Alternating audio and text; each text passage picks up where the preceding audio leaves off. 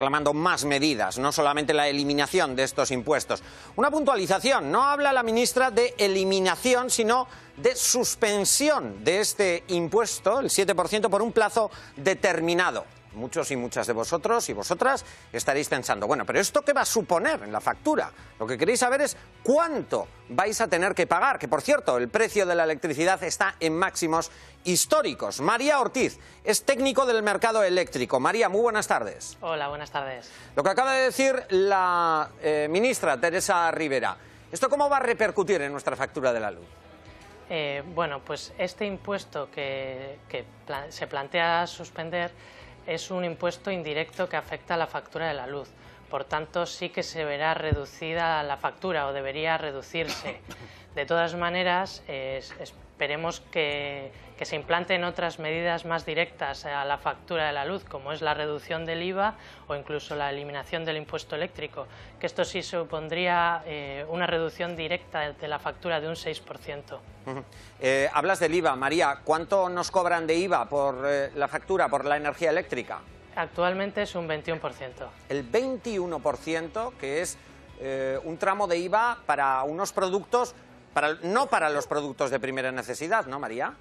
Eso es, la energía es un bien básico y por tanto no debería gravarse este IVA que está sujeto a productos más de lujo.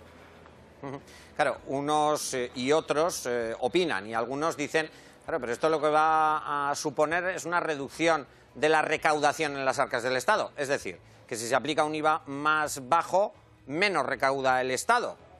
Sí, efectivamente, pero bueno, los impuestos suponen en un consumidor doméstico en torno a un 26% de la factura y por tanto si se reducen estos impuestos pues se ve reducida la factura del consumidor.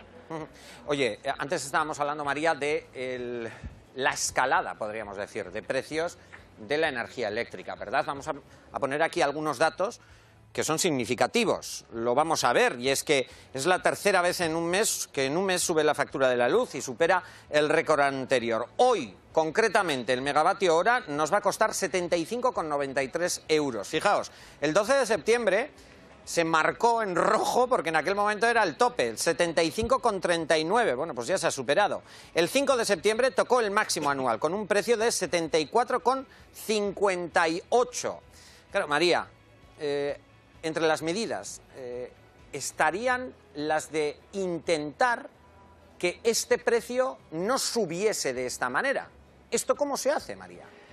Pues se ha hablado de una reestructuración del mercado eléctrico, ¿no?, como medida más a largo plazo y por tanto debería realizarse pues efectivamente una reestructuración del mercado eléctrico para dotar de estabilidad a los precios a los consumidores. Habla la ministra también acerca del bono social, ¿verdad? Claro, María, teniendo en cuenta cuáles son los ingresos de muchas familias, cada vez más gente puede o debería acudir a esta forma. El Ministerio mantendrá el actual bono social de la luz y ha dicho que creará un nuevo bono social para la calefacción para los hogares pobres. Vaya situación, que se tenga que subvencionar por parte del Estado que se calienten las calefacciones en muchas casas porque no pueden pagarla, ¿no, María? Eso es.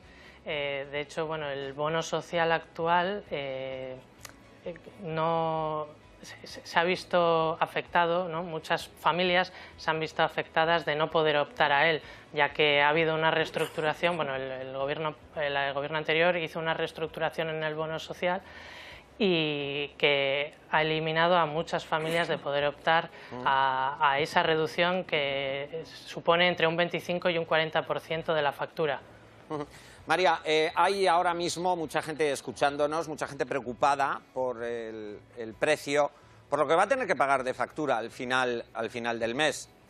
¿Qué podemos hacer los consumidores, más allá de mirar o esperar medidas que intenten frenar esta escalada de precios o que intenten reducir? Claro, uno puede pensar, nos tenemos que resignar a encender menos la calefacción, a vivir con velas. Claro, es que, María, ¿qué hacemos? Pues primero ver si puede ser beneficiario del bono social que comentábamos, ya que supone pues bastante ahorro. Y luego lo segundo que podemos hacer es ajustar tanto la potencia como la tarifa que tengamos contratada. ya que el 50% de la factura está sujeta a los peajes, ¿no? Entonces, si reducimos la potencia, pues la factura se verá reducida.